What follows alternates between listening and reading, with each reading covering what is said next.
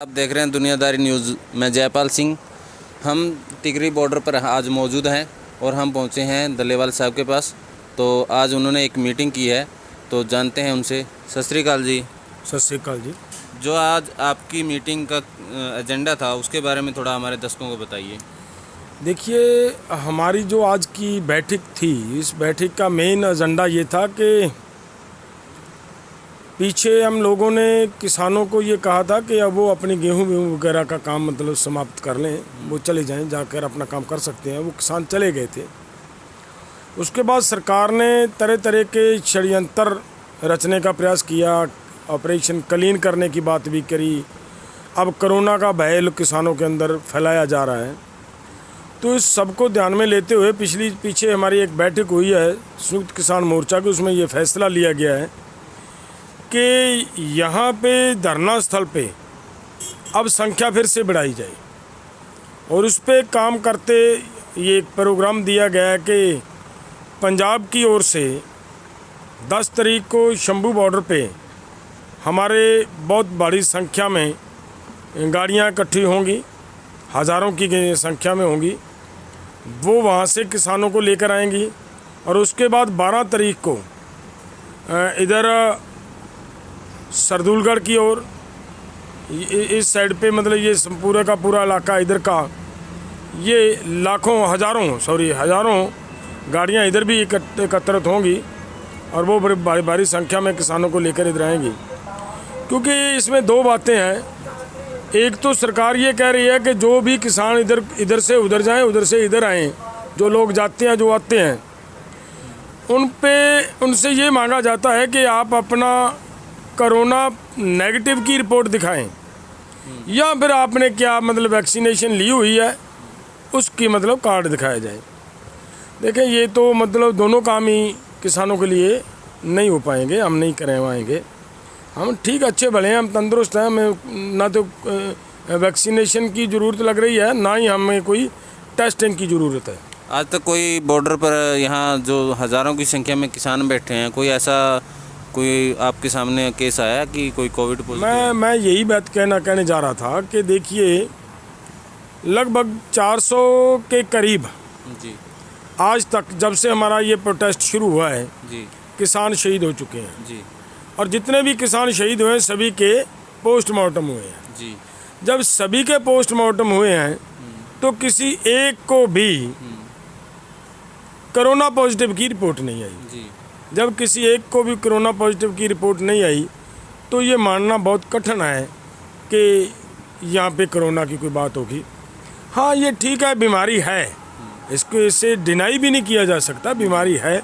लेकिन जितनी इसे मतलब बढ़ा चढ़ाकर सरकार बता रही है कि ये बहुत भारी महामारी बता रही है सरकार, मैं मानता हूँ कि ये ऐसी बात कुछ नहीं है। सरकार और हमारे एक्सपर्ट जो हैं वो ये कह रहे हैं कि कोरोना से लगभग 1.5% डेथ रेट है, चांसेस हैं। जब 1.5% हैं तो इसे बहुत बड़ी मतलब महामारी कहना मुझे लग रहा है कि ये वाजिब बात नहीं है, बहुत साधारण बात है, ऐसी होती रहती है। कि एक साधारण नज़ला जुकाम होता है, इसे ये भी कह सकते हैं कि नमूनिया हो जाता है जी। जब मौसम चेंज होता है ना जी। जब मौसम चेंज होता है ऐसी बीमारियां आती रहती हैं, हर बार आती हैं। और उसको सरकार ने ये मतलब कोरोना एक नया नाम आ गया है कि कोरोना है भी, जब भले इसको कोरोना कहें भी, लेकिन जो भी है ये इतना खतरनाक नहीं है। और हम क्या मानते हैं कि अगर 1.5% डेथ रेट है इसमें, तो इस जो हम लड़ाई लड़ रहे हैं, अगर वो लड़ाई हम छोड़ जाते हैं, लड़ाई से पीछे हट जाते हैं, तो उसमें कानून लागू होने के बाद हमारा डेथ रेट है जो 100% है जी। सभी किसानों को मरना पड़ेगा, सभी देशवासियों को मरना पड़ेगा। तो इसलिए हम ये मानते हैं कि भले बीमारी है, वो बीमारी से हम 1.5% 2% अगर हमारी डेथ होगी उसकी हमें परवाह नहीं करेंगे और उसके हिसाब से हम लड़ाई अपने हिसाब से लड़ रहे हैं। और ये जो सरकार का लोगों के ऊपर प्रेशर डालकर आंदोलन को कमज़ोर करने का जो प्रयास है उसको तोड़ना है। इस सरकार की ये दहशत है जो उसको तोड़ने के लिए ये हमारी हज़ारों गाड़ियाँ दोनों ही साइड से शंभू बॉर्डर से भी 10 तारीख को, और इधर दूसरा सरदूलगढ़ की साइड से जो हमारी हज़ारों गाड़ियां आएंगी वो इसी को तोड़ने के लिए आ रही हैं और इस संख्या को बढ़ाएंगी। तो लॉकडाउन का क्या मतलब है? देखिए, लॉकडाउन को मैं ये मानता हूँ कि ये कोई सरकार, इस मामले का कोई हल नहीं है, इस मसले का कोई हल नहीं है।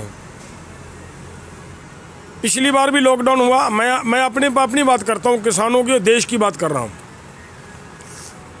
अगर लॉकडाउन किया गया पिछली बार और उसका मिसयूज किया गया, जी, किसानों के लिए ये तीनों काले कानून बनाए गए, मजदूरों के लिए उनके बने हुए कानूनों को कैंसिल करके नए कानून उसको लाए गए, लेबर कोड लाए गए।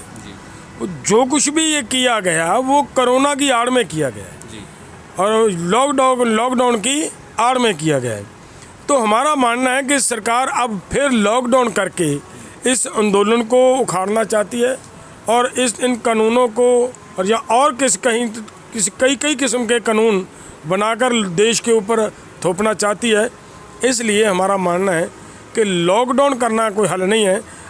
देश की अर्थचारा, पहले हम कोई भूले नहीं इस बात को, जी, कितना गिरा है, कितना नुकसान हुआ पिछली लॉकडाउन के अंदर, जी, और अब दोबारा उससे लोग उभरे नहीं, किसी को खाने के लिए कुछ नहीं दिया। पिछली बार हम लोगों ने देखा कि जब लॉकडाउन हुआ था, भूख के कारण बड़ी संख्या में हमारी सरकार कुछ नहीं दे पाई किसी को। मजदूरों को अपने घरों से निकलकर अपने वापस अपने गांव में जाने के लिए पैदल चल कर गए हैं। बहुत मजदूरों की डेथ हो गई थी। रास्ते में उन लोगों की डेथ हुई, और उतनी बेचारों की इतनी दुर्दशा हुई और सरकार ने कहीं पे किसी को नहीं संभाला। वही बात अब है, अगर लॉकडाउन की बात आती है, ये कह देते हैं कि जो जरूरी वस्तुएं हैं उनकी दुकान खुलेगी। मैं एक बात जरूरी वस्तुओं पर कहना चाहता हूँ। देखिए, हर दुकानदार अपनी दुकान में जो सामान रख कर बैठा है वो बेचेगा तो उसके घर में पैसे आएंगे, तो वो अपने परिवार की ज़रूरतें पूरी करेगा। इसके लिए हर दुकानदार की दुकान में पड़ा सामान वो बिकना जरूरी है, और वो इसलिए वो हर एक वस्तु इस देश में ज़रूरी है, हर दुकान ज़रूरी है। जो ऐसा कह देना कि ज़रूरी वस्तुओं की दुकानें खोली जाएंगी बाकी बंद की जाएंगी, ये बिल्कुल गलत बात है सरकार की। अगर सरकार चाहती है, फिर भी मैं कहूँगा, अगर चाहती है लॉकडाउन तो देना, सभी मजदूरों को घर बैठे, और उनकी जो आम आदमी की सैलरी है सैलरी के बराबर दे, वो खाएं अपने घर में बैठकर, दुकानदारों को दे, वो अपने घर में बैठकर खाएं। ऐसे तो लॉकडाउन नहीं चल पाएगा जैसे ये धक्के से चलाना चाहती है सरकार। आजकल 5G का जो शोर है वो कहीं ना कहीं आजकल चिंता का विषय बना हुआ है। जो 5G की टेस्टिंग चल रही है उसके बारे में थोड़ा हमारे दर्शकों को बताइए।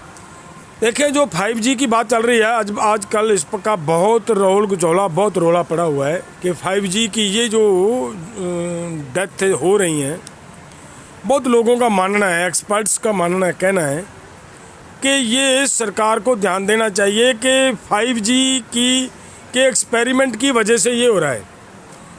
और हमारा भी इस पे मतलब थोड़ा शंका जाता है। क्यों जाता है? देखिए, पूरे वर्ल्ड में बहुत सारे कंट्रीज़ हैं यहाँ पे ये शुरू किया गया था, और उनमें से बहुत सारे देश ऐसे हैं जिन्होंने इसका एक्सपेरिमेंट करते हुए, इसके दुष्प्रभाव को देखते हुए इसे बंद कर दिया। अगर वो मूर्ख देश नहीं है जिन्होंने ये बंद कर दिया, तो मैं फिर मतलब सरकार को भी ये बात कहना चाहता हूँ कि एक ही बात पर रट लगाए रखना, डेथ किसी भी वजह से हो जाए, किसी की हार्ट अटैक से हो जाती है, उसे भी कोरोना हुआ है, किसी को किसी और वजह से हो जाती है, उसे भी कोरोना की बात कह देते हैं। कुछ बात एक ही कह रहे हैं कि कोरोना का जो कीटाणु है, उसका जो वायरस है, वो अपना स्वभाव चेंज कर रहा है, वो अपना नेचर चेंज कर रहा है। तो मैं कहूँगा कि ये बात ठीक नहीं है।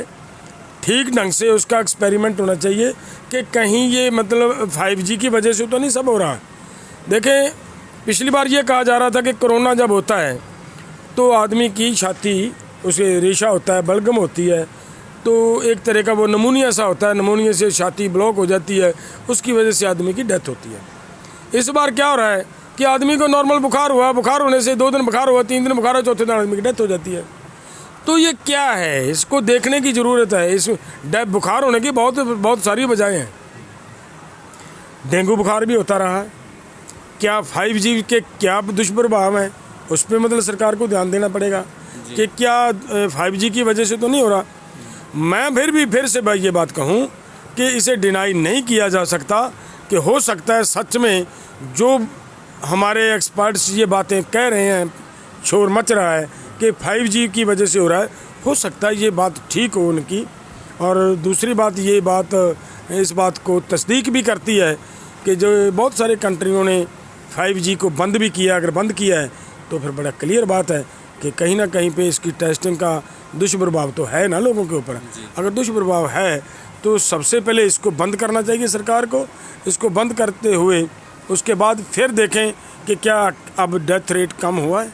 अगर कम हुआ है तो फिर इसका मतलब प्रभाव तो उसका भी है ना। तो मैं मानूंगा कि ये इससे डिनाई नहीं किया जा सकता।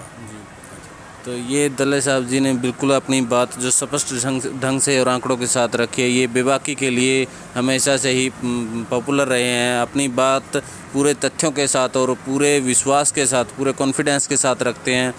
ये एक ऐसे नेता हैं जिनके साथ हज़ारों किसानों का जो सहयोग है हमेशा बना रहता है और इनके एक बोल के ऊपर लाखों किसान टिकरी बॉर्डर पर पहुंचने का मादा रखते हैं। तो ऐसे नेताओं को सलूट करते हैं और इनकी जो भूमिका रही है आंदोलन में वो कहीं ना कहीं बहुत ही महत्वपूर्ण रही है। तो अगर आपको यह हमारी कोशिश पसंद आई है तो इस वीडियो को शेयर कीजिए, लाइक कीजिए, हमारे चैनल को सब्सक्राइब कीजिए। धन्यवाद, नमस्कार, जय हिंद, जय जवान, जय किसान।